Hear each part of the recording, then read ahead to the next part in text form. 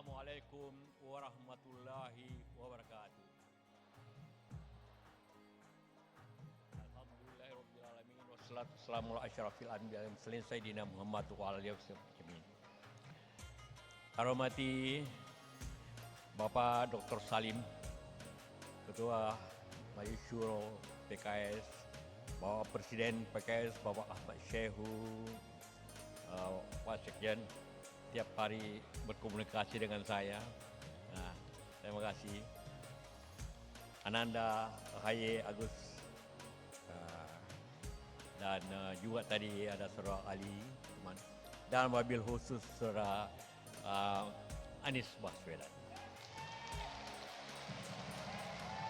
Dan seluruh pengurus PKS dan seluruh kader-kader yang hadir. Terlebih dahulu saya ingin menyampaikan ucapan selamat atas milad PKS yang ke-21. Semoga terus berjaya. Selama ini PKS kita mengetahui partai yang sangat disiplin, sangat taat kepada aturan, dan tentunya mempunyai kemampuan yang besar.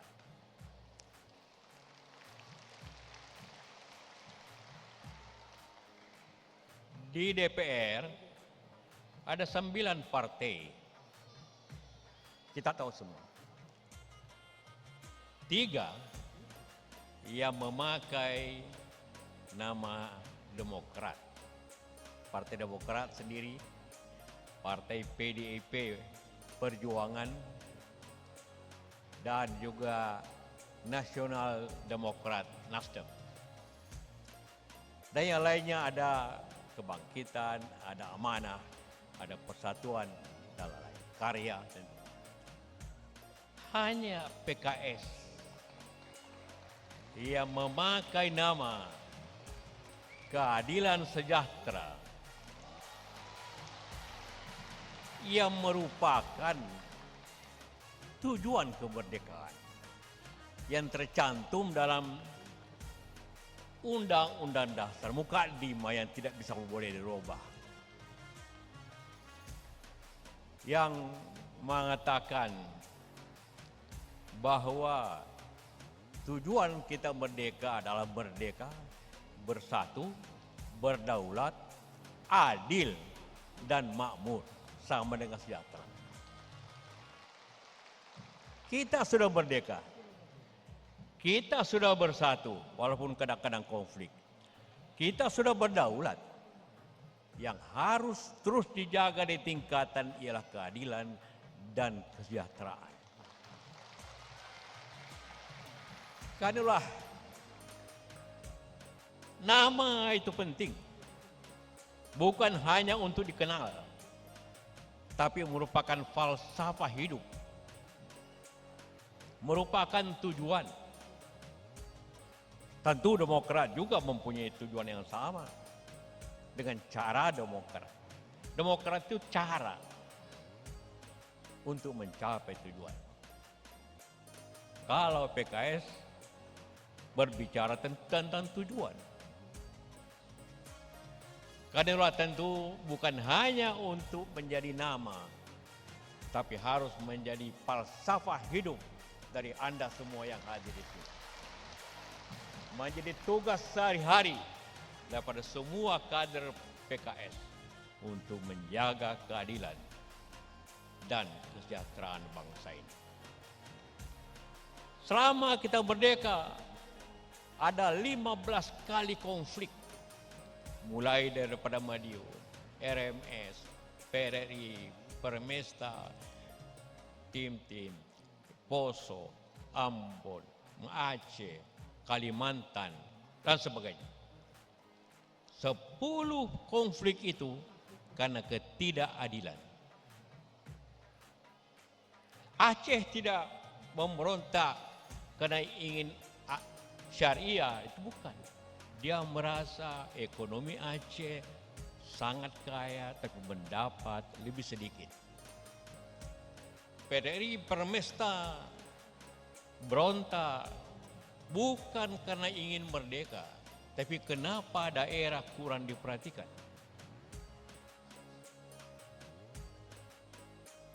Itulah Ambon Poso bukan konflik agama awalnya, konflik tentang keadilan politik. Jadi keadilan adalah fondasi yang penting dalam kehidupan kita semua. Kesejahteraan adalah selalu menjadi tujuan bangsa apa saja. Kita semua. Kita semua bertanggung jawab. Saya pernah Pres 2 kali, pernah jadi menteri. PKS pernah menjadi pemerintah bersama-sama tentu di bawah Pak SBY. Karena itulah kita bertanggung jawab ke negeri ini dengan yang sama dengan siapapun. Karena kita bertanggung jawab yang sama, maka kita mempunyai hak yang sama untuk memajukan negeri ini.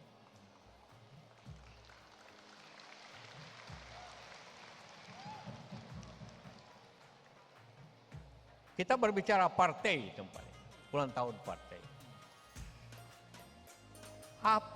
Kenapa partai didirikan?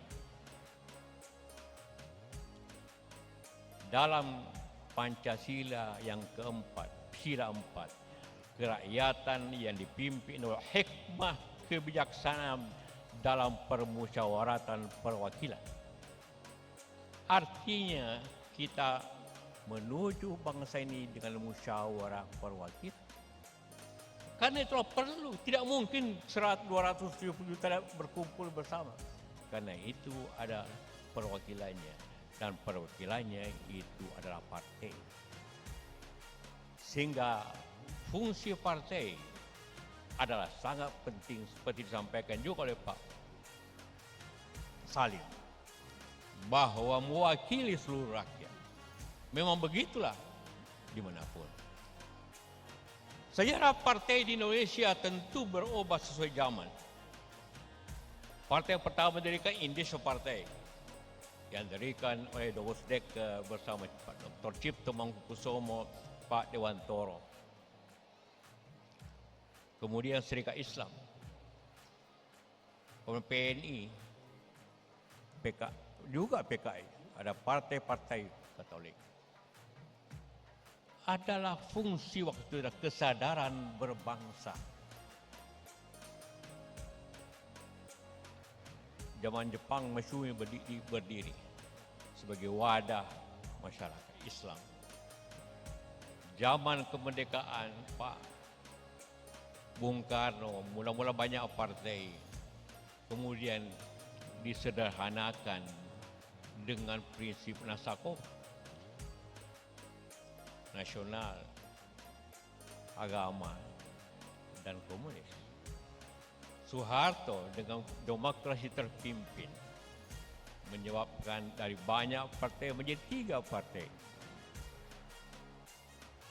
Dan demokrasi yang dipimpin itu menyebabkan partai saya selalu menang.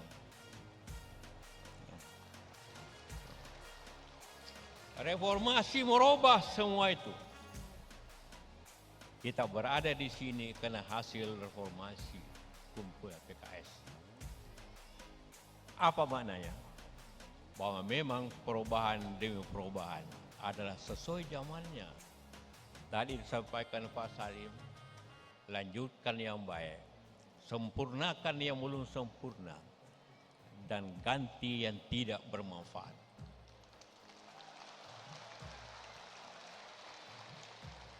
Ini sangat penting.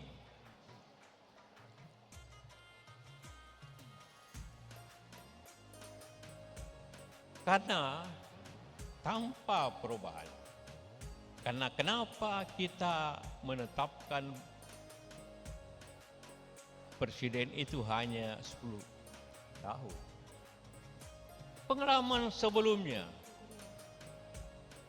makin lama makin mundur demokrasi, makin mundur pemerintahan. Kemudian timbul revolusi. Tahun 65 menjatuhkan Bung Karno. Tahun 98 menjatuhkan Pak Harto. suatu kebiasaan yang kurang baik untuk satu bangsa. Karena itulah maka ada pembatasan pendapatan. Maka siapapun yang ingin keluar dari batasan itu berarti melanggar kehendak rakyat. Melanggar tujuan kita bernegara. Itulah tentu bahagian daripada upaya itu sendiri.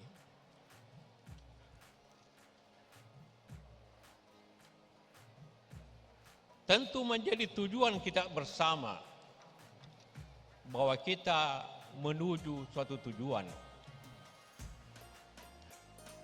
Apakah kita sudah mencapai kesejahteraan? Ya, ada perubahan. Dari pendapatan 2.000, 3.000, menjadi 4.000 per kapita. Namun ini belum cukup dan dibanding dengan negara sekitar kita. Singapura jauh, Malaysia jauh, Thailand jauh. Sedikit lagi apabila kita tidak bergerak dengan baik tanpa perubahan, Vietnam akan lebih baik dari kita. Karena itulah maka usaha bersama ini sebagai rakyat, sebagai bangsa yang mempunyai tanggung jawab bersama adalah suatu kewajiban bersama. Semua berhak. Keadilan juga harus dijaga. Karena banyak pihak juga tidak menjaga keadilan. Baru-baru ini viral kenapa jalan di Lampung, di Jambi, dan juga di Makassar rusak luar biasa. Di dalam pihak kita bangga bahwa pemerintah, juga waktu saya pemerintah, mempunyai jalan tol 2.600 km. Kita penting, kalau tidak macet untuk lebaran. Dan lainnya, penting sekali jalan tol. Tetapi 170.000 kilometer jalan rusak di Indonesia. Itu data BPS. Artinya adalah orang bisa menganggap kalau mau jalan baik hanya orang mampu yang bisa jalan baik karena dibayar. Tapi jalan rakyat yang dijalani tiap hari oleh petani kita, oleh pedagang kecil kita, oleh siapapun, rusak tidak diperbaiki. Itu ketidakadilan untuk rakyat. Contoh yang kecil saja. Sekali lagi saya juga turut bertanggung jawab tentu. PKS bertanggung jawab. Karena pada ikut dalam pemerintah. Demokrat apalagi. Tapi jangan kita lihat sesuatu dari apa yang dilihat orang. Lihat yang apa dirasakan oleh rakyat bangsa ini. Petani karena tidak bisa bayar jalan tol, maka jalannya berlubang-lubang. Itu prinsip keadilan. Siapapun nanti presiden yang baru harus merubah kewajibannya. Kenapa jalan tidak diperbaiki? Menteri PUH orang hebat, tapi dana tentu tidak ada. Karena kita memilih proyek yang mahal-mahal, tentu manfaatnya tidak seperti apa yang diharapkan. Itulah keadilan. Itulah fungsi peranan partai di DPR untuk melihat itu secara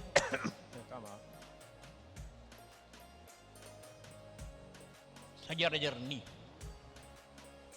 Karena para anggota DPR, Pak Hidayat Nur Wahid, dipilih untuk bertindak, pemerintah agar bertindak adil dan memakmurkan rakyat secara bersama-sama.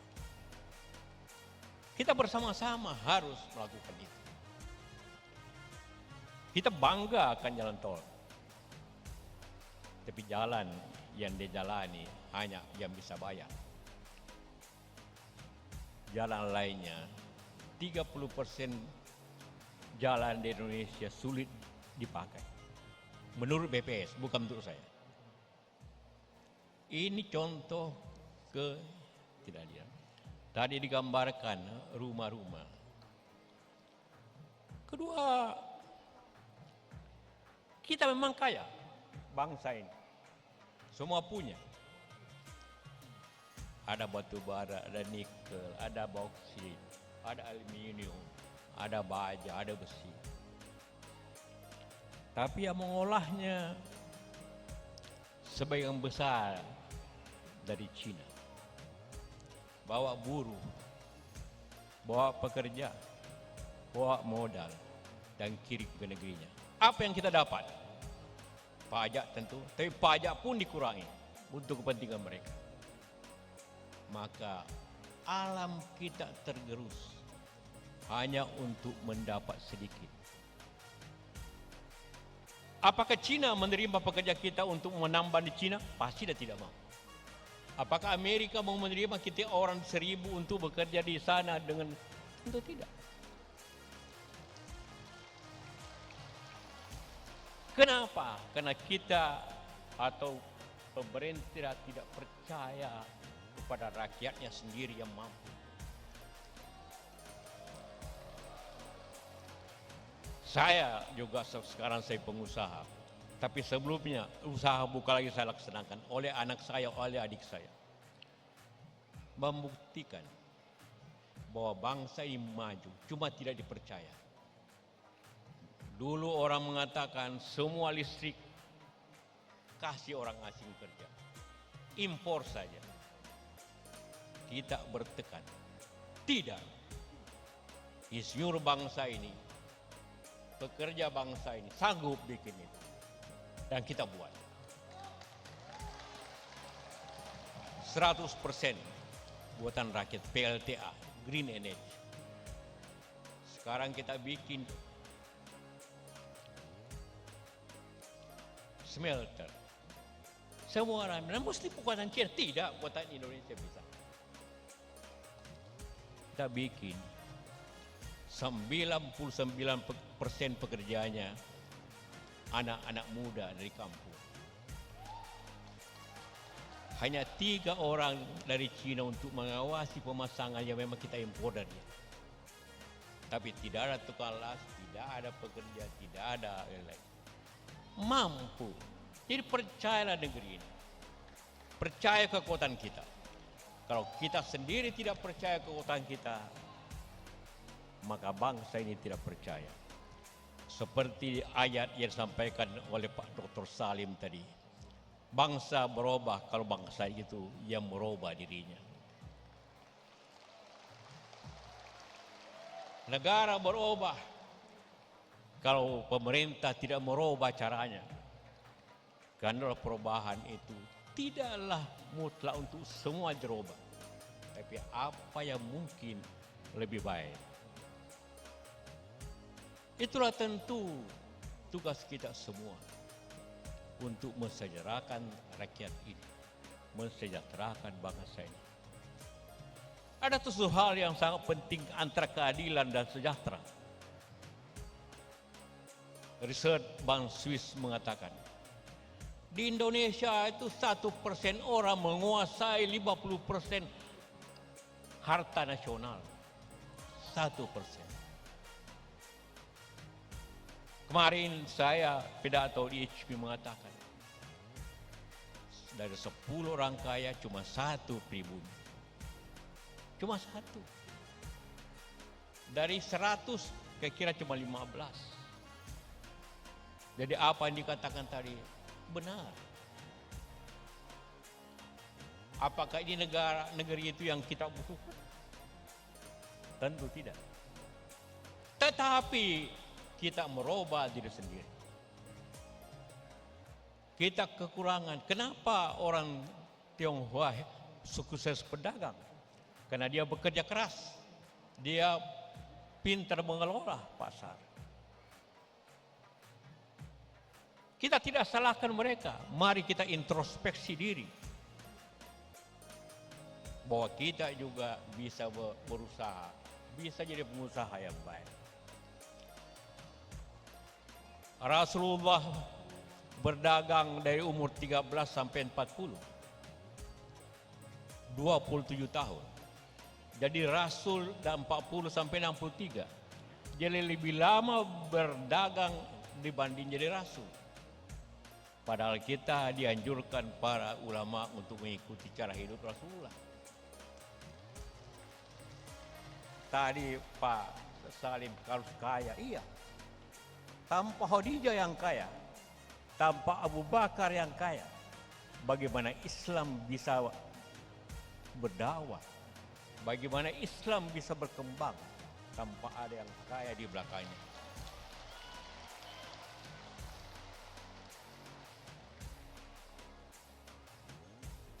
Saya selalu katakan di mana juga. Ada 5 rukun Islam. Semua tahu. Mana tahu semua. Kita diajarkan. Sejak tabang kanak kita tahu itu. Syahadat, salat, puasa, zakat, haji. Sebagian besar umat Islam Indonesia ini percaya 5, tapi yang dilakukan hanya 3. Kenapa? Karena zakat dan haji membutuhkan kemampuan materi. Karena itulah maka kalau kekayaan Indonesia hanya dikuasai 1%, kalau dari 10 orang yang mampu hanya 1 di bumi, siapa yang salah? Kita yang salah. Ajaran agama mengatakan habis salat berjamaah, keluarlah tabrakan untuk mencari rezeki. Kenapa kita tidak lakukan itu? Yang benar. Karena itulah fondasi daripada agama kita. Karena itulah harapkan BKS punya hanya berbicara kencang tentang politik. Tidak hanya berbicara apabila ada pemilu dan pilkada, tapi berbicara bagaimana rakyat sejahtera dengan berusaha sebaik-baik. Itulah kekurangan kita. Kita tidak kekurangan politisi. Kita tidak kekurangan insinyur. Kita tidak kekurangan pemimpin. Ya orang mau jadi gubernur dan sebagainya. Tapi kita sekarang ini kekurangan orang yang mau berusaha. Itulah baru bangsa bisa maju. Dalam sejarah tentang kemajuan bangsa ada 4 perkembangan. Pertama, ilmu. Ilmu akan menjadi teknologi apabila dikerjakan. Teknologi akan menjadi inovasi. Dan inovasi bisa menjadi industri apabila ada semangat wira swasta. Tanpa itu, ilmu itu akan hanya menjadi tempat berpikir yang tidak mencapai rakyat itu sendiri. Jadi kekurangan kita bukan soal kita masjid di mana-mana. Saya ketua dewan masjid. Tidak ada negara yang masjidnya terbanyak kita. Di Malaysia hanya 670 masjid. Waktu saya ketemu Raja Salman, saya katakan di Indonesia ada 800 masjid dan musola. Dia terkejut. Mengira saya akan katakan 8.000. Dia tanya dulu penterjemah. Sekarang di Jakarta aja 6.000. Sehingga kalau maghrib, subuh, azan bersamaan di mana-mana. Ada baik, tentu juga kadang-kadang membisingkan kalau kita tidak atur dengan baik. Sebaliknya di Amerika, di Eropa, gereja kosong dan banyak gereja yang sudah dijual. Jadi kita membangun masjid di Amerika dan Eropa menjual rumah ibadah. Masjid Indonesia di Washington itu sebelumnya gereja. Jadi kita bersyukur akan kemajuan itu.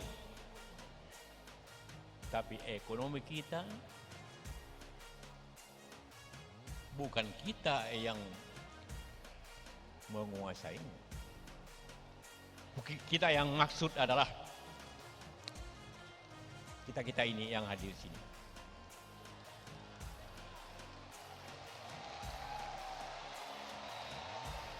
Karena itulah maka mari jiwa kita.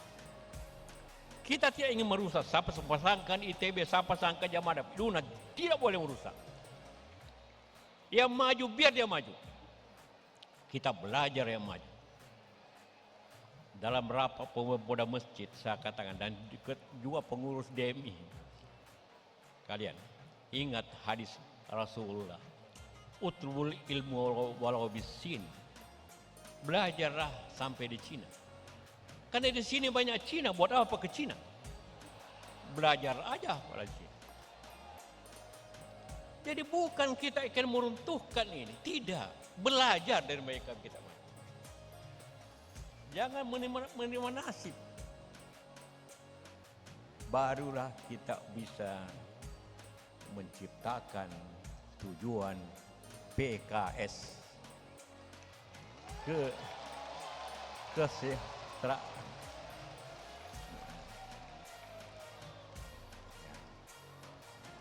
Keadilan dan sejahtera.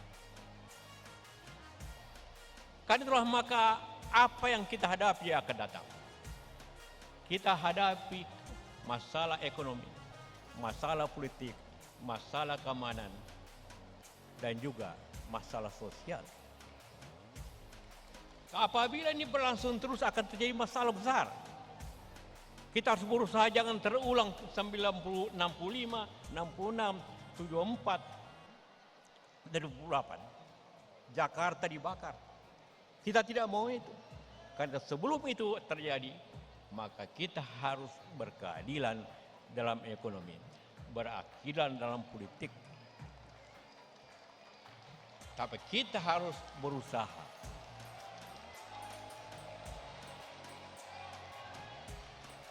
Itulah tentu. Politik penting, demokrasi dan reform. Ekonomi ada masalah dalam negeri luar negeri. Tadi saya bicarakan utang, Pak Mas Haye tadi mengatakan utang besar, ya betul. Setahun bayar bunga dan utang lebih 1.000 triliun. Terbesar dalam sejarah Indonesia sejak merdeka. Tentu saya juga berada dalam soal itu, walaupun. Tetapi kita bisa berbuat. Masalah sosial sekarang sudah mulai berbahaya. Ibu-ibu pakai tas bagus sudah mulai musuh masyarakat. Apalagi tas Hermes. Bukan dia yang salah, suaminya yang ditangkap. Anak-anak pakai motor besar, jadi musuh masyarakat. Ada foto pejabat luar negeri berlibur, musuh masyarakat.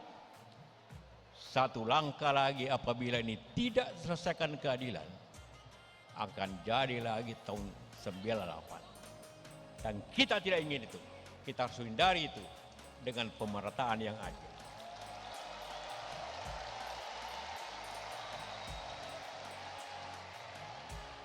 Karena itu apapun, karena itu banyak yang berkomentar, wah Pak JK itu rasis.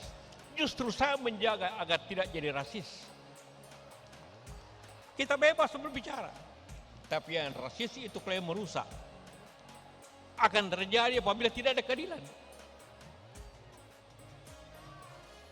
Tidak ada kemakmuran. 98 begitu. 74 begitu. Jarak antara 74 25 tahun. Sekarang sudah jagalah negeri. Mari kita jaga bersama-sama. Tetapi tidak hanya menjaga, rebut kekuasaan untuk kemajuan.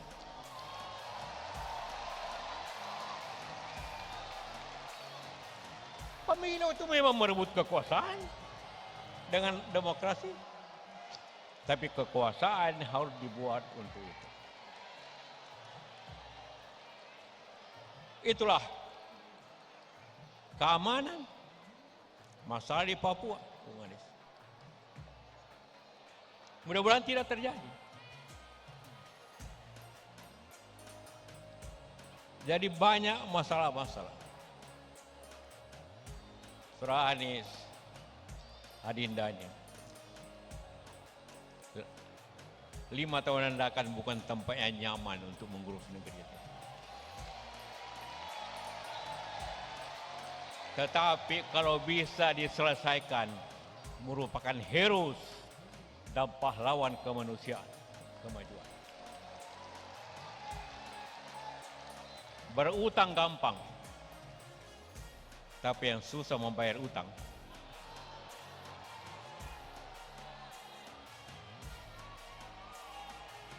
Kita diwariskan untuk membayar utang.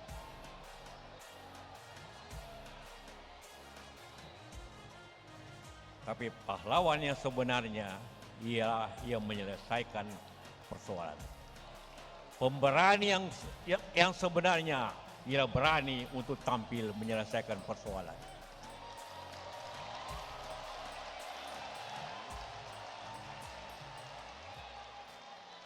Itulah harapan kita semua. Marilah kita bicara ke PKS bagaimana partai Islam. Jadi bukan hak di samping berbicara senasional, harus berbicara keumatan. Dan Anies, Anda berutang sama PKS. Anda dipilih pertama jadi gubernur oleh PKS dan Gerindra. Sekarang Anda didukung lagi oleh PKS. Anda berutang banyak. Dan utang itu dibayar bukan dengan uang. Tapi kalau Anda yang berhasil, Anda harus selesaikan masalah ini.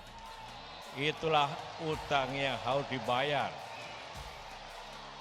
ke PKS dan seluruh rakyat. Terima kasih.